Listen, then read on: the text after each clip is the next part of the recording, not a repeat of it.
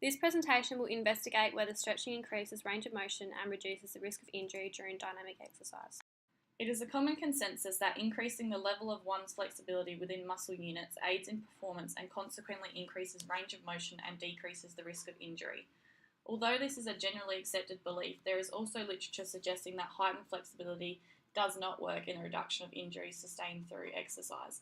Stretching exercises are routinely undertaken during the warm-up and warm-down periods in a bid to initially prevent the onset of injury and to further reduce the likelihood of injury occurrence.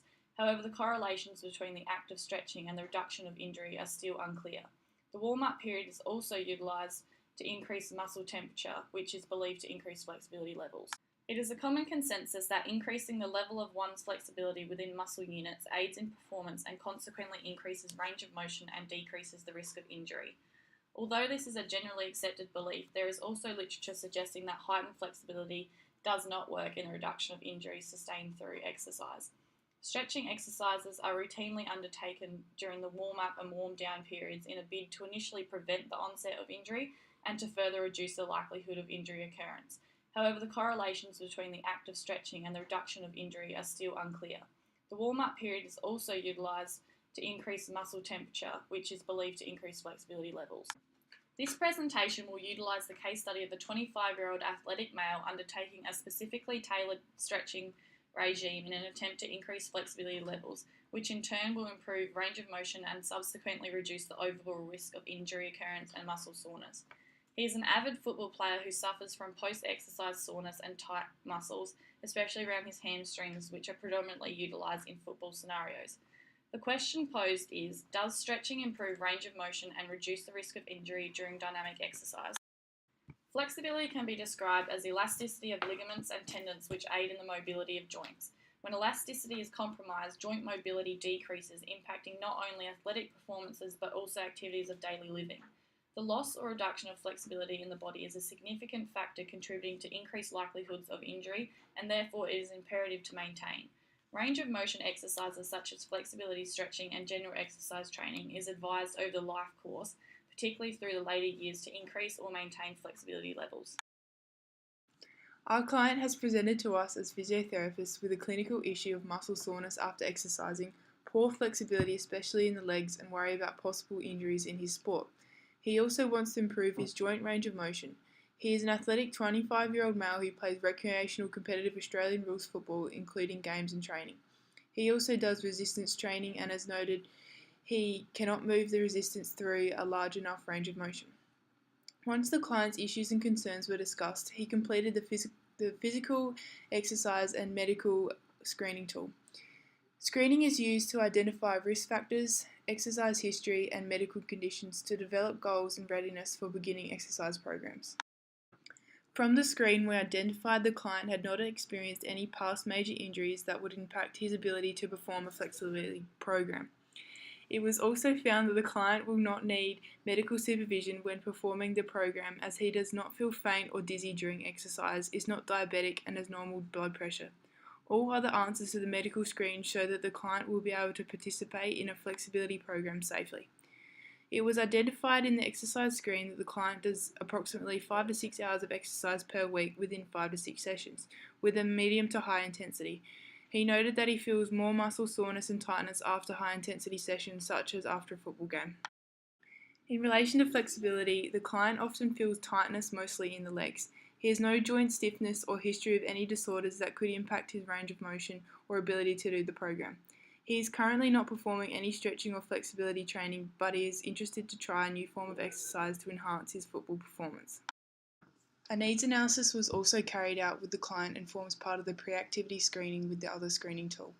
The needs analysis was used to further identify injury potential, musculoskeletal limitations, recent surgeries, areas of pain or discomfort, chronic health issues, and goals of the client. Of note, it was identified that specifically the program should focus on improving flexibility of the legs, as they are a major muscle group used in football. The client also has no dislikes in terms of flexibility training and enjoys exercising, so is open to new methods of training, such as stretching. The results of the screening tool and needs analysis were then considered when constructing the individualised flexibility program. Goal setting is important to reduce the risk of failure and poor adherence whilst improving motivation and self-encouragement. Goals provide a challenge for the client to aim towards reaching as the individual feels accomplished as their goals are reached. The client identified his long and short-term goals in relation to flexibility and range of motion. The SMART goal setting tool was also used to direct the goal setting process as shown on the slide.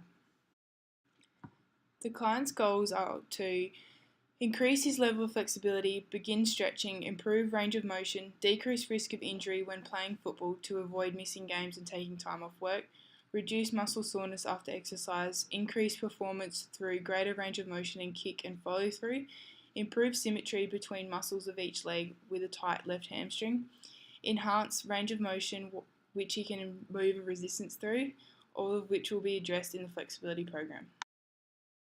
The past experiences of certain exercises or physical activity can be helpful for adherents for initiating a new exercise program. The client has had some experience with stretching through previously doing yoga and team stretches as identified in the screening tool. This knowledge can assist the client when beginning the flexibility program as he may already understand how to perform some stretches. To further ensure adherence, the attending physiotherapist could check in with the client regularly to make sure he is motivated and interested in the program. Also, keeping a journal of the process and improvements could help compliance. To further ensure adherence, the flexibility program cannot be too difficult or complicated at the beginning. However, it can also not be too easy or the client's motivation may fall. If the program initially has frequency too high, adherence, dropouts and injury are usual outcomes. Providing encouragement, setting goals and taking pre- and post-program measures should ensure the client remains interested in the program. To design the program for the client, some research was performed to ensure his program was relevant and written under best evidence-based practice regarding range of motion, muscle soreness, flexibility improvements and injury risk. Muscle soreness or delayed onset muscle soreness primarily is a result of exercise, usually eccentric muscle contraction such as resistance training. The client often experiences muscle soreness after exercising and wondered if his flexibility program could help ease the soreness post-exercise. There is conflicting evidence regarding the effect of static stretching on muscle soreness after exercise. Several studies reported reductions in muscle soreness, however, the decrease was found to be minimal and not statistically significant. Only one study had results which agreed that muscle soreness definitely was reduced using static stretching. Several other studies reported that there was absolutely no effect on muscle soreness after beginning a flexibility program. These results are shown in the following table. The literature also reported that further studies needed to assess the actual impact of static stretching on muscle soreness or DOMS after exercise. Overall, it can be concluded that muscle soreness after exercise can be reduced with static stretching program. However, the reduction could be minimal and possibly insignificant. The result will depend on the client's individual response to the stretching program. The stretching of muscles prior to exercise is an activity that many athletes adopt into their routines under the belief that stretching aids in the reduction of sustaining injury. Although this is a common perception, there is conflicting evidence arguing the effectiveness of stretching regarding the incidences of injury. The articles on this table were compared, and ultimately in answering the question, evidence suggests that there is a reduction in injury when stretching interventions and programs are introduced to routines. Although some of the recorded reductions are only minimal and labelled insufficient or not clinically meaningful, there are still noted reductions.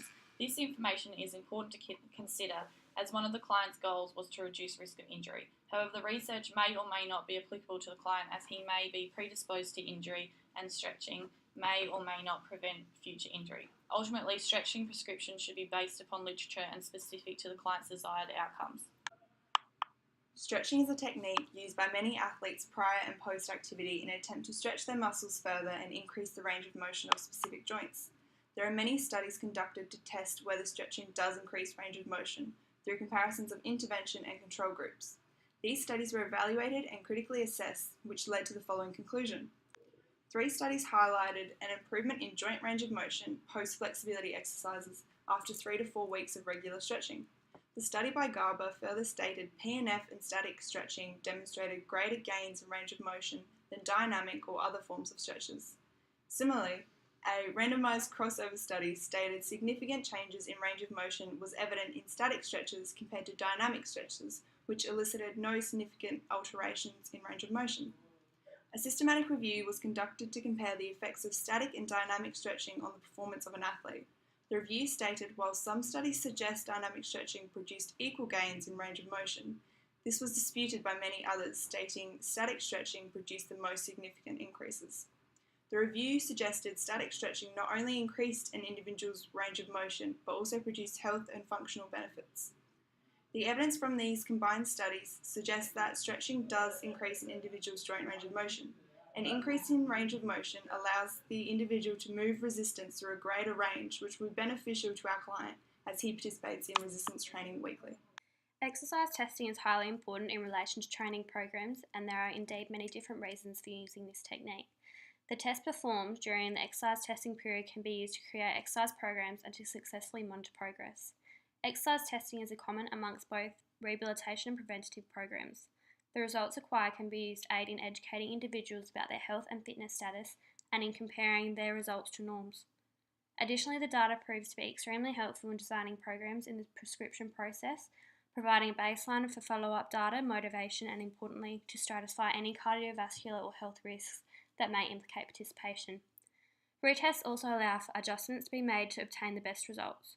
Exercise testing is therefore an important tool that can be used to determine how exercises influence an individual, providing both the physician and subject with a more effective, specific, and individualised program. Several techniques are used to assess flexibility, and of course each method is specific to the muscle group or area being tested. Therefore, there is no general test that measures whole body flexibility, hence a range must be conducted to gain a general prediction of whole body flexibility. Gynometers and various measurement equipment can be used both in laboratory, home or gym settings to assess flexibility and range of motion in a specific joint. Photography can also be used pre and post training to record results, providing visual demonstrations of the improvements gained throughout training. This additional recording strategy enables greater adherence and motivation as the subject can visually see the benefits of the program. Relatively, it is important to note that prior to administering flexibility tests, the subject should participate in a 5-minute warm-up to prevent injury. A common general health and fitness test used to assess flexibility of the lower back, ankle, knee, hip, and most importantly hamstring muscles is the sit and reach test. The idea being that poor hamstring and lower back flexibility can lead to back injury, implicating the football kick and additionally running or jumping components of the game. The pre-test results for this particular test was -5, indicating poor flexibility in the hamstrings and lower back. The floor touch test was used. This again measures the flexibility of the lower back and hamstring muscles, additionally determining strength and flexibility of key postural muscles. Lower back flexibility is imperative as tightness in this area is implicated in lumbar lordosis, forward pelvic tilt, and again lower back pain. In this particular test, the subject was unable to touch the ground. The groin flexibility test aims to establish groin flexibility, measuring flexibility of adductor muscles. In this test, the smaller the score, the better the range of motion. The results obtained pre-testing was 25 cm in the left leg and 20 cm in the right, indicating poor flexibility in both. Yet poorer flexibility can be noted in the subject's left leg. Hence, the training program to follow should focus more attention on the left, as this is also his kicking leg. The trunk rotation test measures trunk and shoulder flexibility whilst considering ankles, knees and neck. This is necessary for injury prevention, especially in football. An average of 2 scores is provided in this test to ensure results are accurate.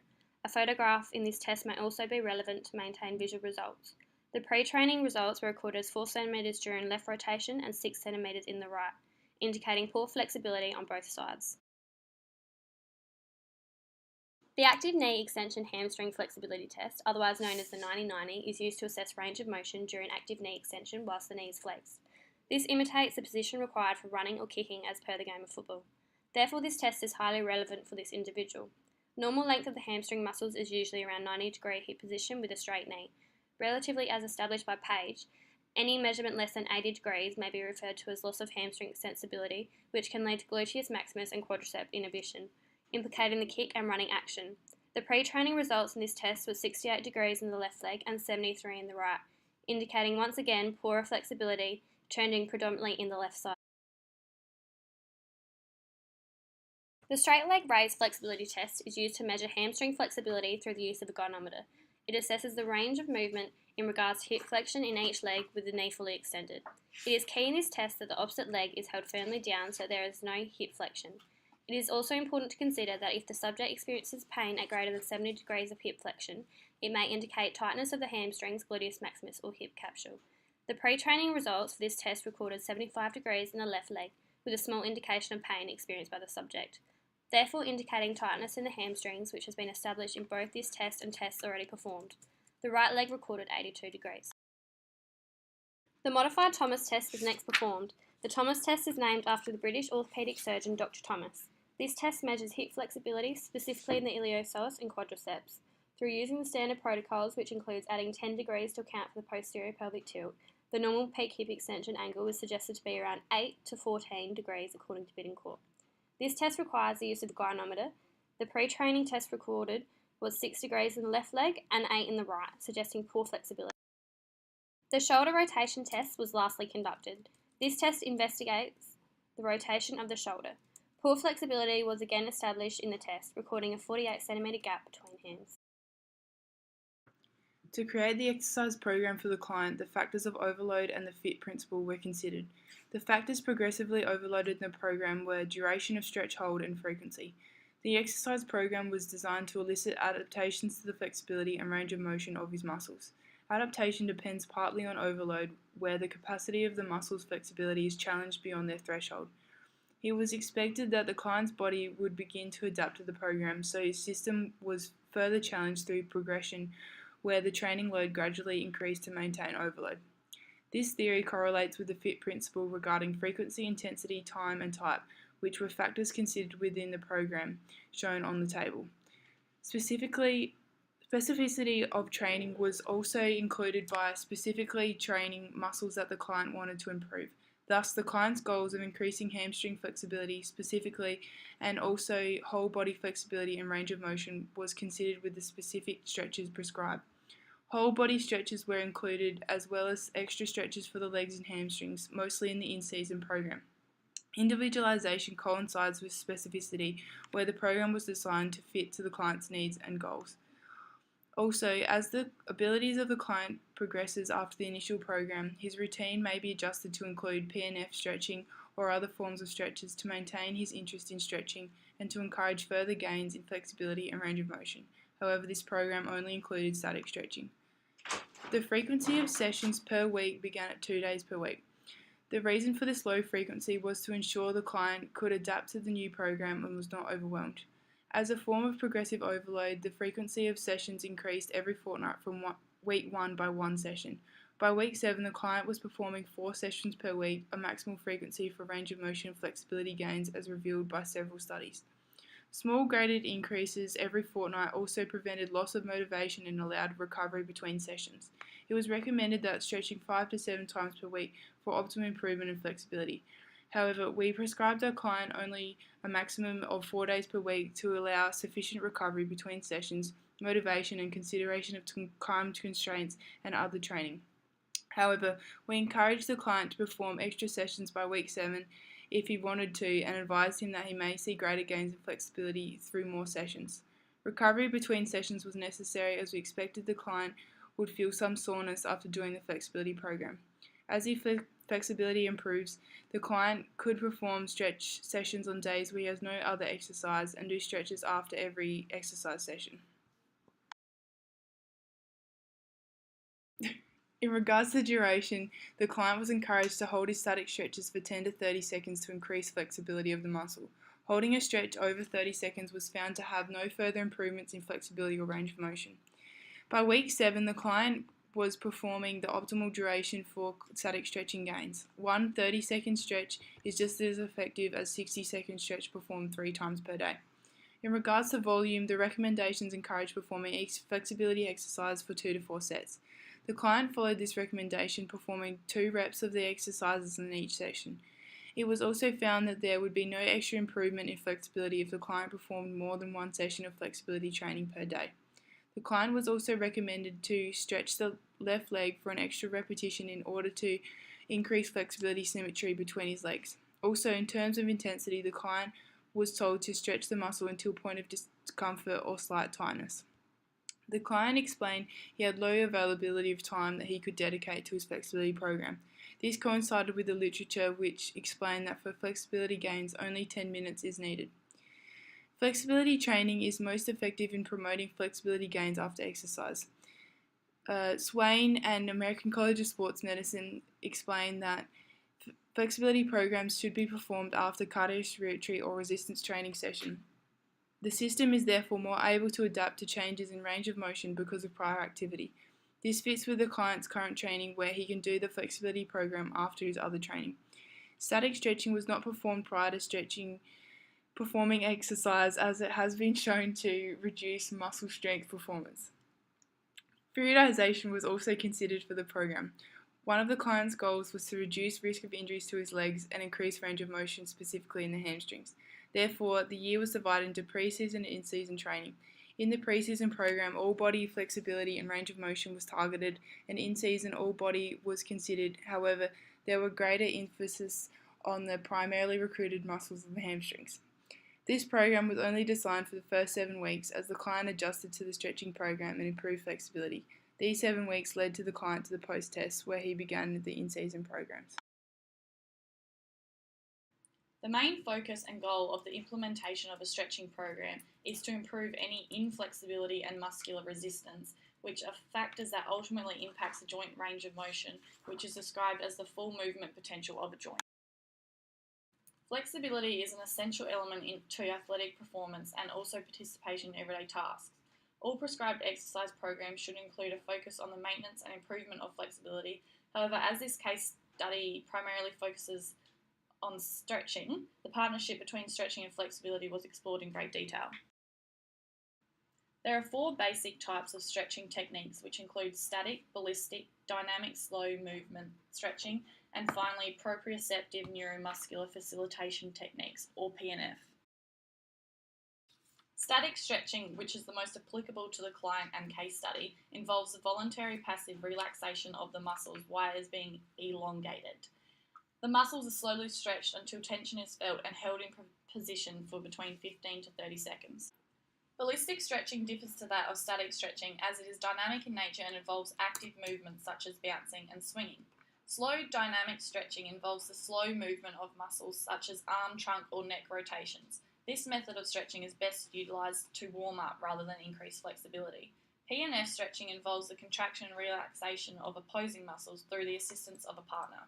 For the relevance to the case study and through the recommendations of various literature sources, static stretching was determined to be the most appropriate type of stretch. Static stretching is also a favourable stretching method for those who have limited training time, as it is a time-efficient process and can practically be performed anywhere, which adds to its appeal as it excludes the cost associated with gym use. It is safer than ballistic stretching as ballistic stretches place greater strain on the musculotendinosus structures than static stretching. It also suits the client's requirements and lifestyle better than PNF as he is able to perform the prescribed stretches individually and therefore does not have to rely on any assistance. Static stretches also require less supervision than PNF.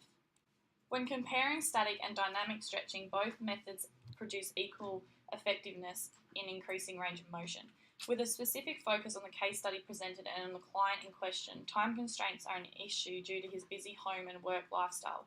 Therefore, static stretching is of great appeal to him as he is not significantly time-consuming and easily implemented into his schedule. The client is a 25-year-old male with very little past medical issues or injuries identified in the pre-screening test.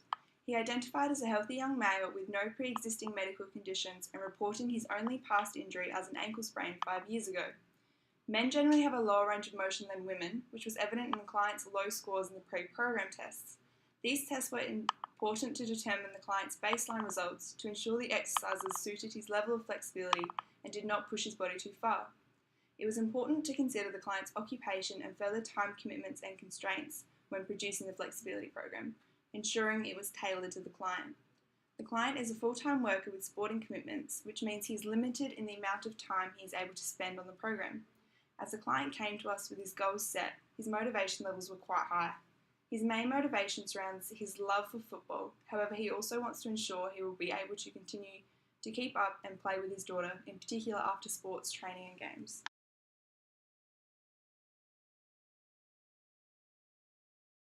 Program 1 is the first program given to the client during pre-season.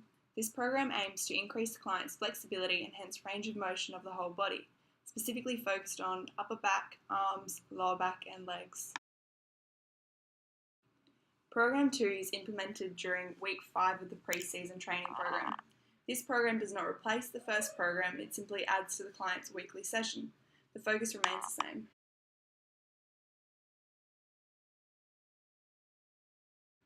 Program 3 is implemented in season.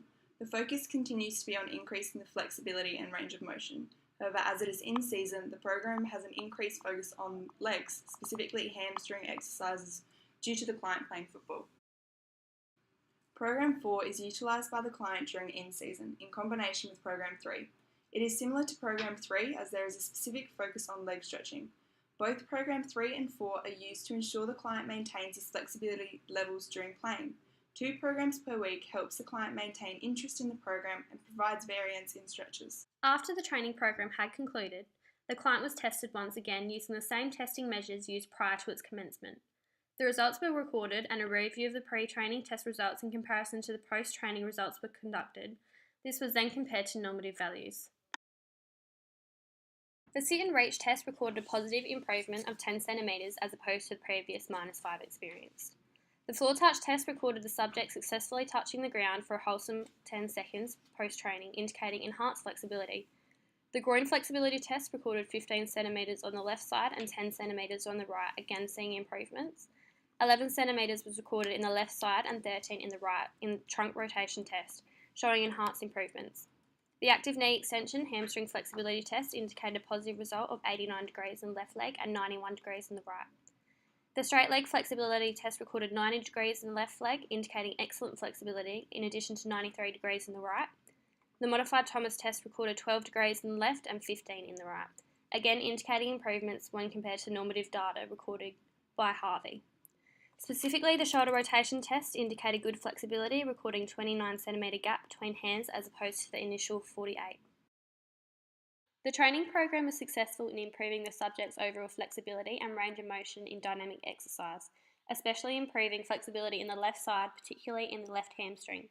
This ultimately increases his capacity in football, allowing him to kick an increased distance whilst decreasing his risk of obtaining injury. Due to his increased flexibility, he has slightly reduced muscle soreness after sport, experiencing 5 out of 10 pain compared to his previous 6 out of 10, which correlates with the research conducted.